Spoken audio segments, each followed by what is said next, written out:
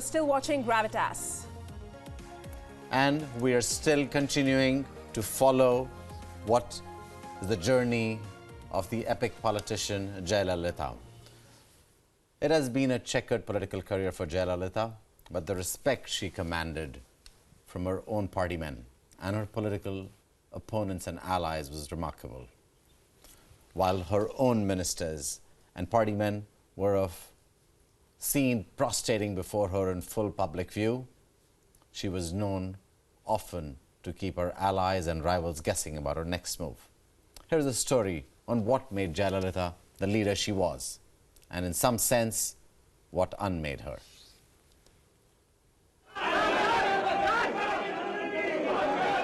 Those who understood the mystique of Jayalalitha were at her feet, quite literally. She was Tamil Nadu's Amma. Jayalalitha began her political innings in 1991, when she became the Chief Minister of the southern Indian state of Tamil Nadu for the first time. Soon, she began to represent not just the face of politics in the state, but also an important pole of politics there. Her main rival and the other pole till the end remained this man, M. Karunanidhi, who sent in his condolences on Tuesday, saying Jaya's fame would remain forever. Jayalalitha suffered her first political blow in the 1990s, when she was accused of having wealth beyond her known sources of income. She hit the headlines as Harvard economist and politician Subramanian Swamy filed a case of corruption against her, lost the assembly polls and suffered income tax raids. Jayalalitha bounced back as the so-called Atal era began in the centre in the second half of the 1990s. In 1998, she turned kingmaker when the Atal Bihari Vajpayee government needed the numbers to stay in power. Vajpayee himself had to mediate with the feisty Tamil Nadu leader and sent his senior minister Jaswant Singh as emissary to Chennai. Jaya's letter of support took some days to come, but when it came finally, Jayalalitha was in command again. Jayalalitha was demanding her price for lending support to Vajpayee, dismissal of the Karunanidhi government. Over the next few months, Prime Minister Vajpayee had to send a series of emissaries to Chennai to placate Jayalalitha. But all of Vajpayee's persuasive skills failed, and Jaya pulled the rug from under his government in 1999.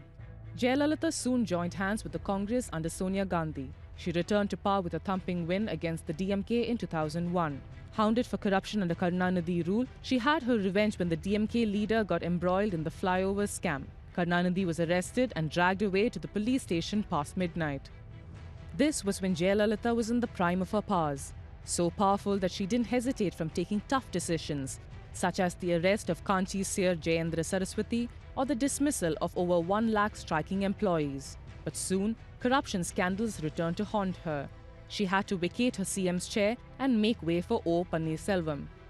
Jayalalitha lost the polls in 2006, but was voted back in 2011. Caught in corruption cases again, she was jailed in 2014 and had to give up her chief ministership again. Eventually acquitted, she took oath as chief minister for the 5th time earlier this year. Bureau Report, Wion. What was remarkable in this video we just saw was the visuals of the people falling at her feet. We are now joined by Wion's correspondent Karthikeya Sharma. He's in New Delhi. He's our chief domestic correspondent and will make us understand how a political structure of this form exists. Explain to me, Karthikeya, how would people be falling on a politician's feet? What is it that makes people even, go down on the floor touching her feet or any other politician's feet?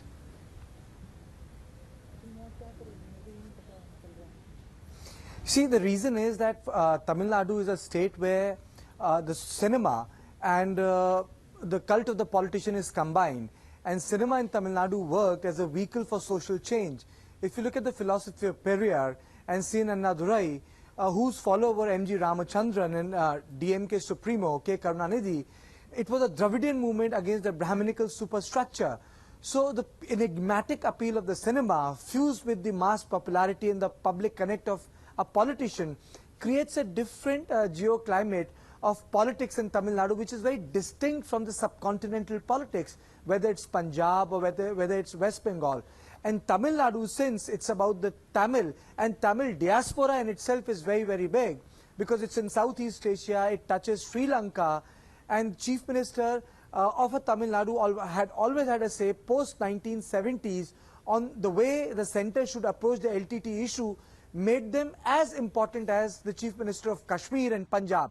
So the cult leadership and a charisma combined with the popularity made them very different from the Chief Minister of Punjab, or maybe from Madhya Pradesh or Chhattisgarh or Rajasthan. So that is why the politics of Tamil Nadu is very, very distinct. And you will find that, Rohit, that you have cinema fan clubs all across Tamil Nadu, which is absent in North India. So that is why Jayalalitha, better known as Amma, fused her political popularity with her cinematic past and surpassed that of Karunanidhi, who was a poet, and MGR, who was one of the best known actors of Tamil Nadu. And that's what defines Jayalalitha. Absolutely. Karthikeya, also very quickly, if you can help our viewers understand, the personality that Jayalalitha was. We saw leaders cutting across party lines. We had the Prime Minister, the President, all there in Chennai to pay homage to Jayalalitha. That's the kind of stature that she held in Indian politics. Do you think, in a way, that, from her cinema, she carried on that image and converted that into politics, and perhaps that's what worked for her?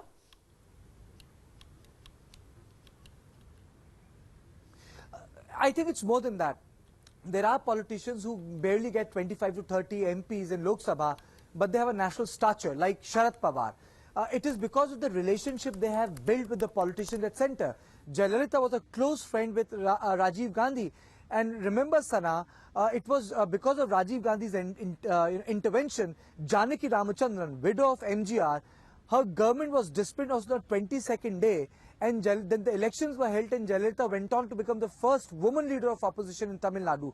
I think it is also because that Jayalalitha was able to forge relationship with people at the national level, which gave her that leverage. Fiercely patriotic, able to connect with people like Sharad Pawar, and had a say in terms of national policy issues, which made Jayalalitha bigger. And she also did a lot of firsts. For example, the most, or I would say the best organ transplant rate, for example, it's a small example, but very pertinent one, has taken place in Tamil Nadu. First women police stations were created in Tamil Nadu.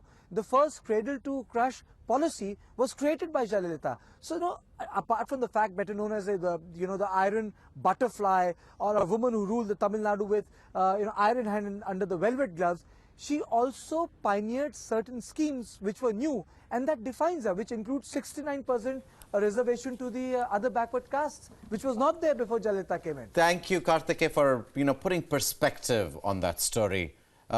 It's heartening to understand. India is a complex nation with 1.3 billion of the population of the world, almost 1/5 of humanity, and it certainly functions in many, many different ways.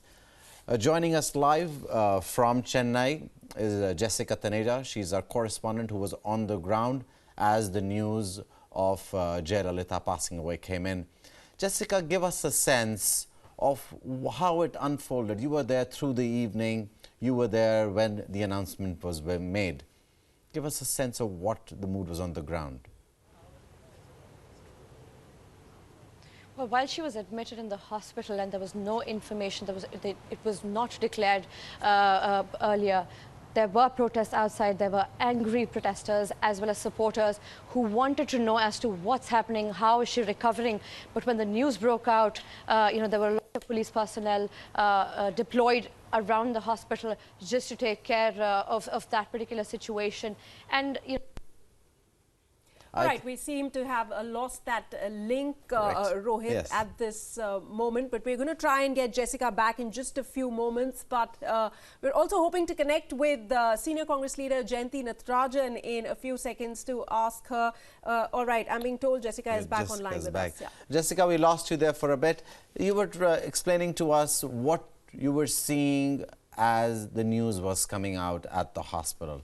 Give us a bit of a sense. Were people hopeful that they'll still get good news one more time, because it has happened for the last few months that people have been talking about, oh, she's gone or she's not gone. Give me a sense of that. well, at least yesterday, when when the news broke out, that she is critical, and there were constant statements from the Apollo Hospital officials saying that she is very critical, and then the information coming from her doctor in London who said the situation is very grave. While this information was flowing in, a lot of supporters were anxious rather, and were running out of patience to get any bit of information, whether she was recovering or what has exactly happened, what kind of treatment she's receiving. But when the news broke out, there was some false alarms, halfway through the day. There was panic, there were some protests, but yes, that situation was under control after a while. But so immediately after that, yesterday night, around 11:30, when it was declared that she is no more, supporters were completely saddened and grieved at the fact that they would not be able to see their beloved leader anymore. And right throughout the day, when I was there speaking to the protesters at Rajaji Halls, where they were, paying their last respects, all politicians as well as actors, more prominent people coming and, giving their, last respects to Jayalalitha. A lot of supporters that I spoke to rather, said that it'll be very difficult to replace Jayalalitha, and this is an We've been getting reactions, Jessica, throughout of supporters and exactly telling us this particular thing, that they cannot, there's a huge void now in their lives, also in the politics of the state. But let me also ask you, for the state of Tamil Nadu, security has been a big challenge, and quite successfully the state government has handled the entire situation. There were fears that some protests might happen, things might turn violent and ugly, but thankfully none of that has really happened so far. Well, even previously, Sana, when anything was done against Jayalalitha, there would be protests, but fortunately today the crowd was, calmed down, and we did not see any sort of violence take place. The streets were empty. People were just marching towards, from Raja Garden to Marina Beach to pay their last respects. But, and the police personnel as well as other, security mechanisms were quite, tight. And they did handle the situation very well. There were supporters just there, to pay their last respect, to show their love. But yes, we didn't see any riots and we didn't see any violence as it was predicted. Thanks, Jessica, so much for joining us this evening. It's been another long day for you. Thanks so much once again for joining us, giving us the latest updates from Chennai. Joining me right now is Senior Congress Leader Ms. Jayalalitha Jayaram. Ms. Natarajan, I know you shared a very close relationship with Jayalalitha. The whole Iron Lady image of her, she dominated politics in a very patriarchal setup there in the state of Tamil Nadu. How difficult do you think her journey has been right from the start? Well, the legacy of Jayalalitha is an incredible legacy of a connect with the ordinary people of the state, an amazing, vibrant connect that bypassed everybody else. She had a direct connect with the people of the state, particularly the women. And she towered over many other leaders in the political space of Tamil Nadu, and dominated the political scene during her entire tenure in politics, which started in 1982. The other legacy that I believe she's left behind is of a very robust federalism, in the sense of fighting for the rights of the state, speaking out whenever she believed that something was important for the state of Tamil Nadu, and being utterly uncompromising when it came to the welfare of the state. She disregarded whatever the consequences might be. So two major legacies from her, and the most important, softer legacy in a sense, is that she lives in the hearts of the women of Tamil Nadu as somebody who really believed in, fought for, and empowered them in every possible way she could. Mrs. Natarajan, is it right to conclude that some of her welfare measures became a template for other states? Well, I think that has been Tamil Nadu's legacy. For example, the midday meal scheme that was introduced, I believe, first at the time of Kamraj, and then extended hugely at the time of MGR, the midday meal. is now a template even at the level of the United Nations. There are many nations in the world that have recognized that a nutritious meal in the middle of the day keeps children in school. An enormous contribution to education in the country. The template of other schemes that Jayalalitha has thought of, I believe that the importance of those schemes lies in the fact that they were not simply doles that she gave out to the people, but they were genuinely a means of empowering ordinary citizens, disadvantaged citizens. She implemented schemes that gave people a dignity, the right, the possibility to live with dignity, to work with dignity, to earn something, and to lead a fulfilling life, such as the women who work in the Amma canteens, the people who work with the Amma water. So there was an element of dignity and there was an element of hope in what she did. Ms. Natarajan, politically, the question being asked is what next for AIADMK and for Tamil Nadu politics in general? A huge power vacuum has been created. How do you see that filling up?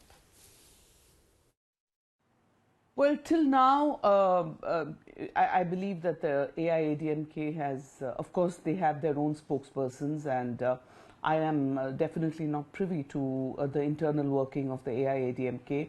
But as a political activist, I would like to say that up until now, it seems as though they are working things out within the party.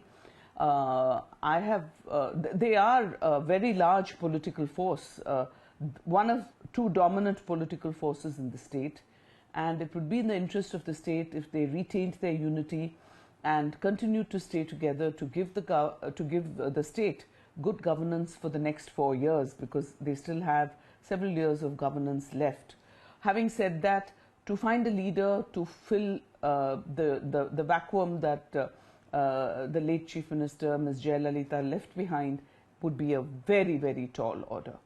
But whoever it is, his or her first job would be to keep the party united, to take the governance ahead and carry forward her legacy. Thank you very much, Ms. Natarajan. One thing is certain, that Jayalalitha may be dead, but her legacy stays on. Tamil Nadu politics, the AIADMK, may never be the same, at least for a long time to come. That's right, Rohit. It seems like that at this point in time, because all analysts are saying that nobody in the party has that kind of, power to lead the party from here on. But we'll have to wait and watch what happens, how the politics develops. But on that note, we'll have to conclude the show. We're taking a very short break, but news and updates will follow on the other side. Do stay tuned. Thank you.